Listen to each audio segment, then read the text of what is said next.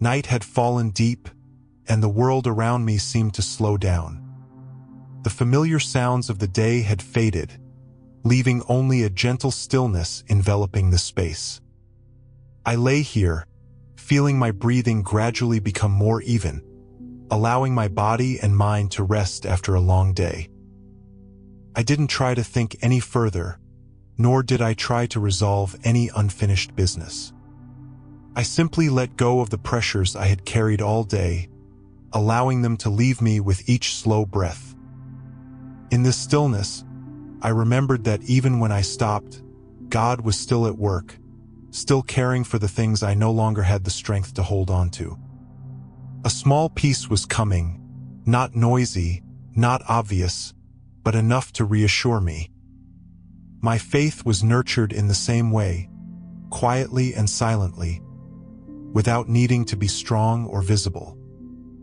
I suddenly remembered the Bible verse, "He gives sleep to those he loves." Psalm 127 verse 2, and that verse lingered softly in my heart. Tonight, I allowed myself to rest in that surrender. I believe that even as I lie down, God is near, and that is enough to put my mind at ease. Today was a very ordinary day, with no major events, nothing particularly special, yet it left me with a feeling that is difficult to name. During the day, I listened to others talk about their faith. They spoke in a very confident, very clear voice, as if they knew exactly what God was doing in their lives. They spoke of guidance, of answered prayers, of how they trusted without hesitation. I stood there, listening, nodding reflexively, and my heart was at peace. It wasn't because I didn't understand what they were saying, nor because I didn't believe in God, but because I didn't know where to place myself in those stories. Have you ever been in a moment like that, when everyone around you talks about faith with confidence, while you just remain silent and smile? When they finished speaking, a small void appeared within me. I began to compare, even though I didn't want to. I wondered why their faith sounded so strong, while mine seemed so fragile and hesitant. I recalled my recent prayers, not long, not powerful, sometimes even just a few short sentences before bed. I wondered if God heard me, or if He only paid attention to the more confident and powerful prayers. In that moment, I suddenly remembered a Bible verse I had read many times. "Lord, I believe, help my unbelief." Mark 9 verse 24. That thought echoed softly in my heart, but it also made me realize that this internal struggle wasn't new, and I wasn't the first to experience it. That feeling stayed with me all day. As I drove home, as I did familiar things, as I sat down for dinner. On the surface, everything seemed normal, but inside, it wasn't quite. There was a quiet unease, a subtle but persistent feeling of inferiority. I didn't dare tell anyone, because I was afraid that if I did, it would sound like a complaint, or worse, like a lack of faith. In the Christian community, we're used to talking about trust, hope, and victory, but we rarely talk about those times when we're teetering on the edge, not quite falling but not quite standing firm either. I wonder how many of you listening to me right now have also had days like that, when faith hasn't vanished, but isn't strong enough to bring peace of mind? At times, I remind myself that faith isn't an emotion, that God doesn't change just because I feel weak. I know that, I've heard it many times, but knowing and feeling are two very different things. In the reality of today, that feeling of weakness is still there. I remember the Bible verse, "For we walk by faith, not by sight." 2 Corinthians 5 verse 7. And I understand its meaning rationally, but my heart is still struggling to keep up. I wonder, if I truly walk by faith, why do I feel so slow? Why am I so easily swayed by hearing others talk about their journey? As the day draws to a close, I realize I'm more tired than usual, not necessarily because of work, but because of the thoughts swirling in my head. I don't doubt God, but I doubt myself. I wonder if my faith is enough, if it's too weak to be called faith. There was a quiet fear that I was in the wrong place, that I wasn't like the image of a believer I usually saw. In that weariness, I remembered another verse from the Bible, "A bruised reed he will not break." Isaiah 42 verse 3. This verse didn't immediately answer my questions, but it eased my anxiety that God would turn his back on me just because I was weak. Evening came, and I carried all those feelings home with me. I didn't have a clear answer, nor a powerful breakthrough in faith. I only knew that today had left me with more than I had anticipated. Perhaps you've had days like that too, when nothing is clearly wrong, but nothing truly brings peace to your heart. And in that silence, I realized that the journey of faith isn't always about bold strides, but sometimes it's simply about continuing to walk, even slowly, even with many unanswered questions. As evening fell, everything around me slowed down, and it was then that my thoughts began to become clearer. I was no longer caught up in work or conversations. Only myself and the emotions that had followed me all day remained. I sat still for a while, without music or extra lights, just letting the space maintain its inherent silence. In that quiet, I realized that I couldn't continue to avoid this feeling of uncertainty. I needed to confront it, even though it wasn't pleasant. Have you ever noticed that during the day you can be busy enough not to think, but at night everything you try to hide comes back very clearly? I began to pray, but not with elaborate or forceful words. I didn't have much energy for that. I just told God exactly what was going on in my heart, that today I had heard others speak so firmly about their faith, and that it made me feel small. I didn't embellish, I didn't try to pretend I was okay. I just acknowledged that I was tired and confused.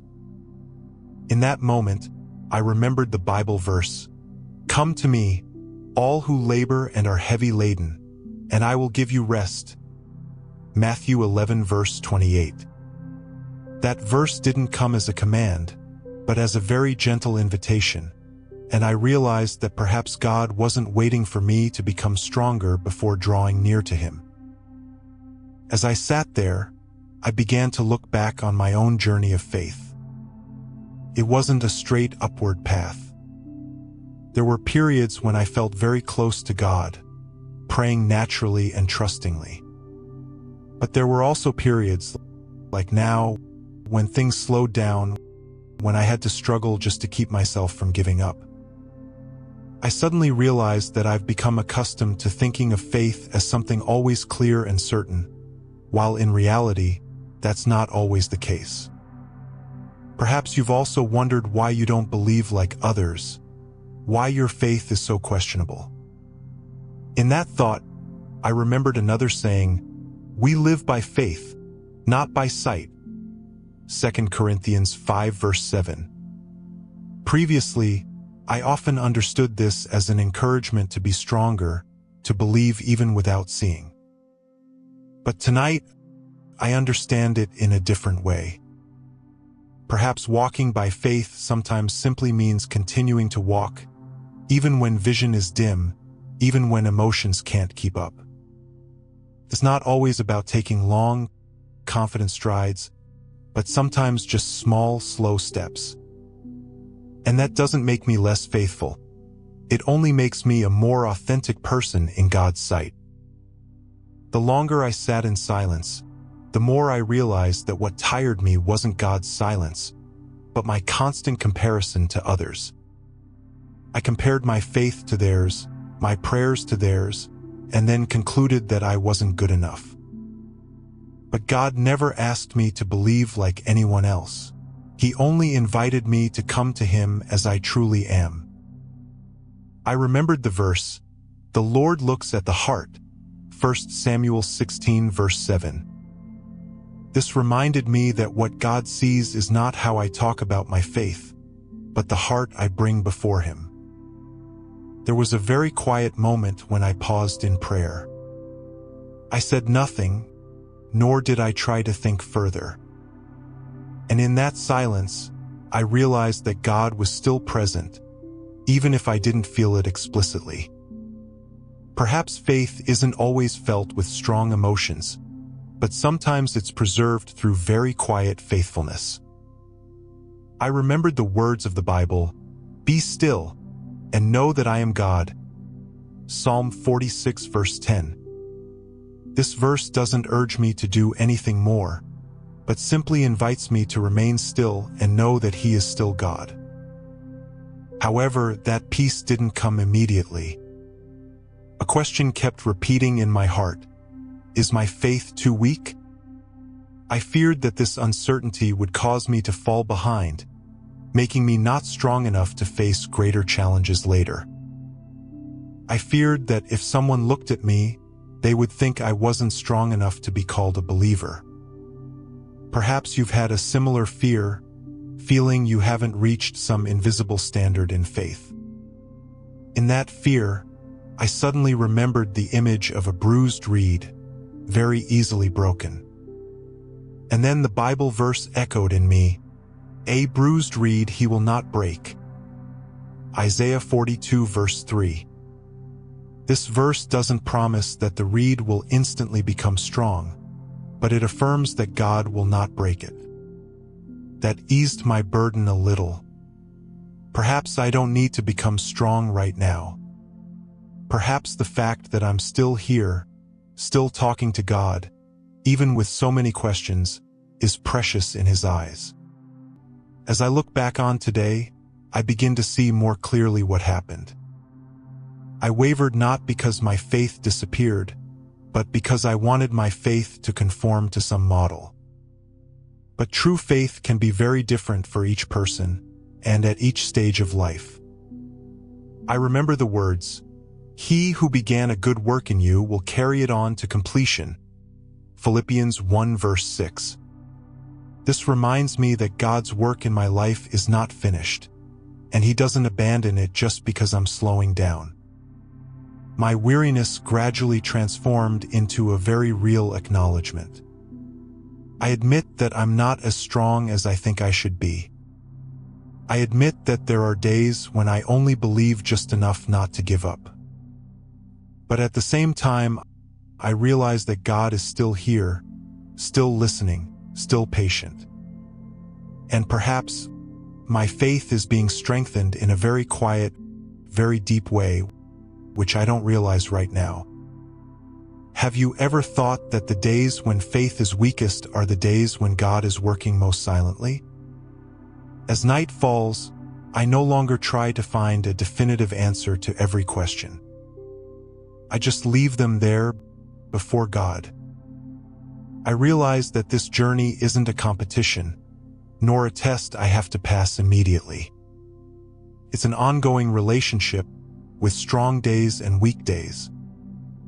And tonight, even without a clear breakthrough, I know that I am still being sustained. I am still walking slowly, and that is enough to keep me going. As my thoughts gradually settled, I realized I no longer needed to prove anything. I didn't need to answer all the questions about my faith tonight. There was a real sense of relief in allowing myself to stop analyzing, to stop comparing. I realized that the moment I stopped trying so hard, my heart began to feel more at peace. Perhaps you've experienced this before. Letting go makes it so much easier to breathe.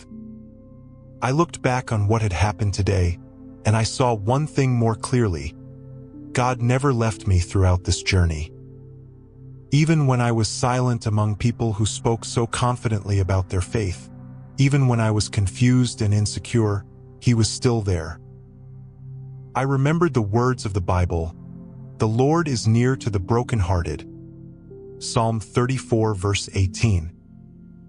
That sentence didn't immediately erase all my unpleasant feelings, but it reminded me that God's closeness doesn't depend on the strength of my faith, but on the heart I carry with me. One thing I began to understand more clearly in this silence is that faith isn't always loud. It's not always expressed through confident words or powerful stories. Sometimes, faith is simply returning to God after a tiring day, opening my heart, even if only with a few honest words. I suddenly remembered the saying, "Faith is the assurance of things hoped for." Hebrews 11 verse 1. That assurance isn't always felt emotionally. Sometimes it's just a very quiet decision in my heart. When I allowed myself to see faith in that way, the pressure within me gradually lessened. I no longer tried to measure how much I believed, how strong or weak it was. I was only concerned with whether I was remaining in a relationship with God. And I realized that I was still here, still talking to Him, still listening, even though many things were unclear. Perhaps that said more than I thought. In this growing peace, I realized that my faith might be being built in a very different way than I had ever imagined. Not through leaps and bounds, but through very small moments of faithfulness. I remembered the promise, "My grace is sufficient for you," 2 Corinthians 12 verse 9. That grace doesn't require me to be more perfect or stronger than I am now. It's simply enough for me in this state, with all my weaknesses and indecisiveness. Perhaps the biggest change tonight wasn't my feelings, but how I saw myself before God. I no longer saw weakness as something that excluded me, but as something that drew me closer to Him. I began to understand that God wasn't building my faith at the pace of others. He was working in me in a very personal, very individual, and very patient way. Have you ever thought that it is in these quiet moments that God speaks to us most clearly? As I prepared to go to sleep, I didn't carry with me a surge of excitement, nor a complete answer. I carried a very light peace, enough to ease the heaviness in my heart. I knew that tomorrow the questions might still be there, and my faith might not yet be as firm as I hoped. But tonight, I chose to believe that God was continuing His work in me, even as I rested. I lay down with a very simple declaration in my heart, not needing to be said aloud. I choose to believe in the way I am. And in that surrender, I believe that God is still near, still protecting, and still guiding me every step of the way, even on the days when I feel weakest. Now that your heart has settled, I ask that God's presence envelop you. He has heard your prayer, and His grace is quietly at work, sowing peace, support, and renewed strength in your soul. May the Lord's cover keep you safe tonight, so that all your worries may be placed in His hands, and your soul may find complete rest. I believe that what has been sown in prayer will continue to bear fruit, even as you rest. May the Lord's peace remain, like a gentle light in the night, guiding you into the new day with a steadfast heart. The Lord bless you and keep you. Numbers 6:24. May God keep you safe, support you with His loving hand, and let you know that you are in His hands. If this prayer touches your heart, please gently share it so that the blessing may spread, or leave a short declaration of faith in the Lord's peace. May you rest in peace, be protected, and dwell in the peace of God.